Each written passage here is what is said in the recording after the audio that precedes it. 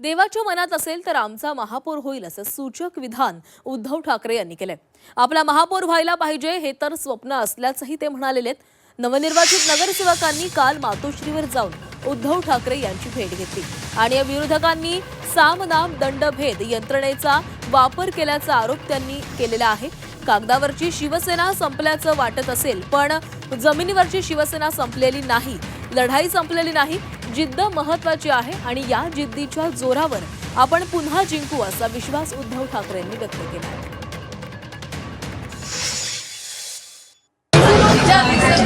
आम्ही फक्त निमित्त मात्र आहोत। सर्व प्रतिकूल परिस्थितीमध्ये मोबाईल हा जो काही निकाल लागलेला आहे तो नक्कीच अभिमानास्पद आहे आणि माझं स्पष्ट मत आहे आपल्यात आणि भाजपामध्ये जो फरक आहे त्यांना असं वाटत असेल कदाचित की शिवसेना त्यांनी कागदावरती संपवले पण जमिनीवरची शिवसेना ती काही संपू लालूच रमेश यंत्रणेचा दुरुपयोग हे सगळे प्रकार त्यांनी केले। गद्दार विकले गेले पण निष्ठा विकत नाही घेऊ शकले। निष्ठेला मी मानाचा मुजरा करतो। जबाबदारी आता आपली वाढलेली आहे।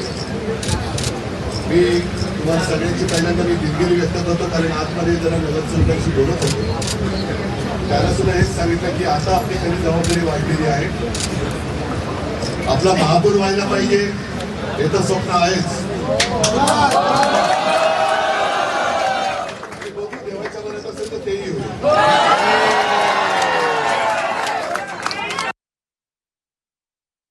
म्हटलं की आमचा महापौर होईल मुंबईमध्ये। देवाचे म्हणजे माझ्या की मला देवा म्हणतात म्हणून की वरच्या देवाच्या वरच्या देवानेच ठरवलं आहे की महायुतीचा महापौर करायचा आहे, तुम्ही आमचा सोडू।